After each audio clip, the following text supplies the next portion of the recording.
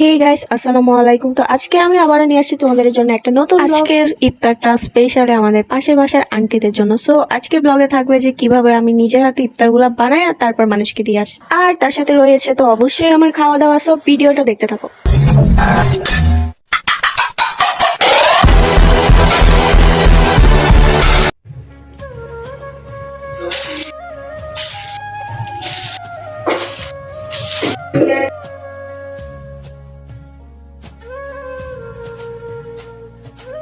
কাজের জন্য আমি কোনো কথাই বলতে পারি না। তো আজকের ব্লগটা বেসিক্যালি হচ্ছে আমাদের ইফতার নিয়ে। মানে আমরা নোয়াখালীতে যে একজনের বাসায় ইফতার পাঠাই সেটাই তোমাদেরকে দেখাবো। আমার হাতের অবস্থা দেখো, পুরাই অবস্থা খারাপ। আমি আম্মুকে পেঁয়াজু বানাই দিয়ে আসছি, বেসন গুলে দিয়ে আসছি। এখন আমি যাবো আলুর চপ বানাবে। তারপর আমি 500 গ্রাম পেঁয়াজ কেটে আসছি। আমার ডানাতের অবস্থা আরো বেশি খারাপ। এখন আমি যাবো রান্না করে। আজকে কথা বলার কোনো সুযোগ নাই, তোমরা জাস্ট ব্লগটা এনজয় করো।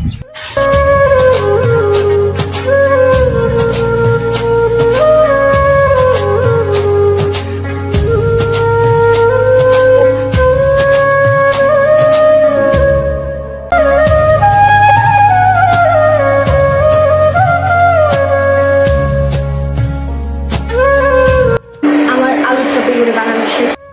এখন আমাদের বিরিয়ানি বানাবে, যার কারণে পেঁয়াজ বেরেস্তা করতেছি। এখানে আমি থালা বাসনগুলো ধুয়ে রাখছি। আজকে সব কাজ আর কাজ। তোমাদেরকে আমি আমার বানানো আলু চপ এগুলো দেখাই। মচমচে ভাব। বিরিয়ানির জন্য মুরগি ধুয়ে রাখছে, আর এখানে হচ্ছে পেঁয়াজ ব্লেন্ডার করে রাখছে, এখানে পেঁয়াজ কেটে রাখছে, এখানে পেঁয়াজ বেরেস্তা করছে। আজকে আমরা এই ট্রেটাতে ইফতার দিব। এখন আমি এটা ধুয়ে নিই। আলু বোকারা বই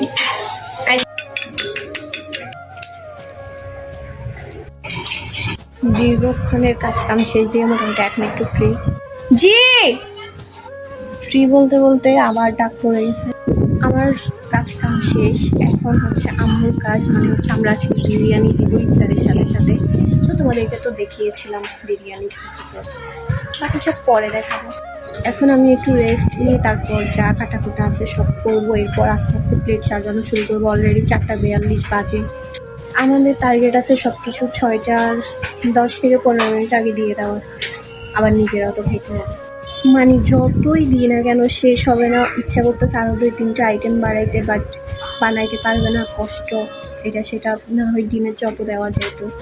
মানে আমরা নোয়াখালীরা না আসলে দিতে কোনোদিনও দ্বিধাবোধ করি না। আমরা যা পারি দিয়ে দিই, নিজেরা না খেয়েও দিয়ে দিই, ঠিক আছে। মানে হয়তো আমরা নিজেদের জন্য এত আয়োজন করি না, এত কিছু খাই না, যতটা আমরা মানুষকে খাওয়াইতে পছন্দ করি বা দিতে পছন্দ করি।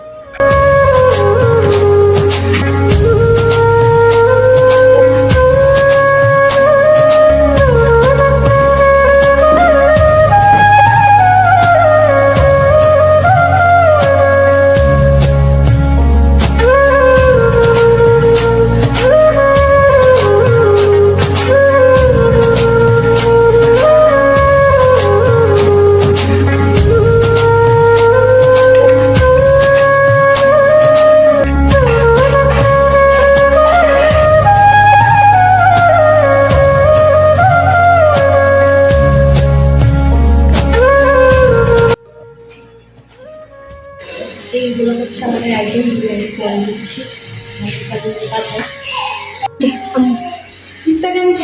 আচ্ছা রাখেন। তারপর আরও একটি প্লেট সাজাচ্ছি আমি আমাদের দারোয়ান আঙ্কেলের জন্য, আর ওনাকে আম্মুর হাতে দিয়ে পাঠিয়েছি। এরপর আমি ওয়েট করতেছি কখন বিরিয়ানি হবে আর কখন আন্টিদেরকে বিরিয়ানি দেবো। সো ফাইনালি আমাদের বিরিয়ানিও রেডি। এবার যাচ্ছি বিরিয়ানিটা চলুন। তো টাইম হয়ে গেছে, আমি এখনো দেওয়া নেওয়া করতেছি। এখন খাই করতে ইচ্ছা করতেছে। দারুন আন্টি।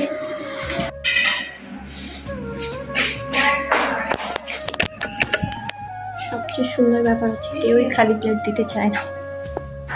তো এখন হচ্ছে আমার খাওয়া দাওয়ার পালা। আমি প্রথমে তরমুজ দিয়ে শুরু করেছি, তারপর খেয়েছিলাম বিরিয়ানি। আর এটা এত বেশি মজা ছিল, মাশাল্লাহ অনেক বেশি তৃপ্তি লাগছে।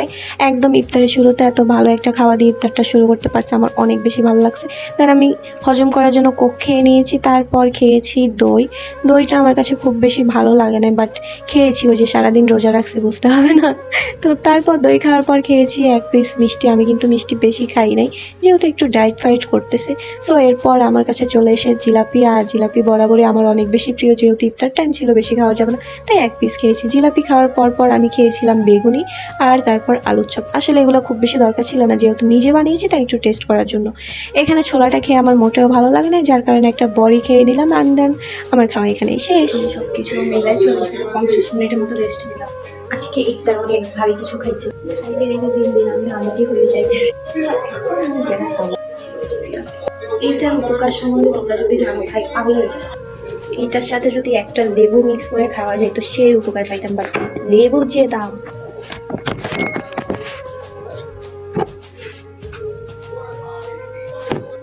এখন লেবু কিনতে যাওয়া, স্বর্ণ কিনতে যাওয়া কিন্তু একই।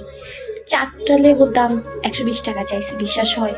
আমি সন্ধ্যাবেলা যত খাওয়া খাইছি না, সেগুলোর যে ফ্যাটটা হবে ওইটা কেটে ফেলবে এই জিনিসটা, অথবা আমার ফ্যাট হতে দিবে না। সো বিসমিল্লাহ।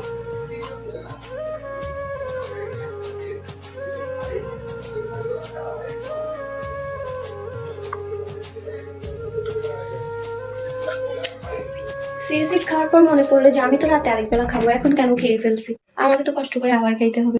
সো এখন আমি একটু রেস্ট নিব, মানে হচ্ছে শুয়ে টুয়ে থাকবো, ফোন টোন টিপবো, তারপর হচ্ছে আরেক বেলা খাবো, এরপর সেহেরি তার খাবো না। সো আজকে ভিডিওটা এখানে শেষ করতেছি, সবাই ভালো থাকবে।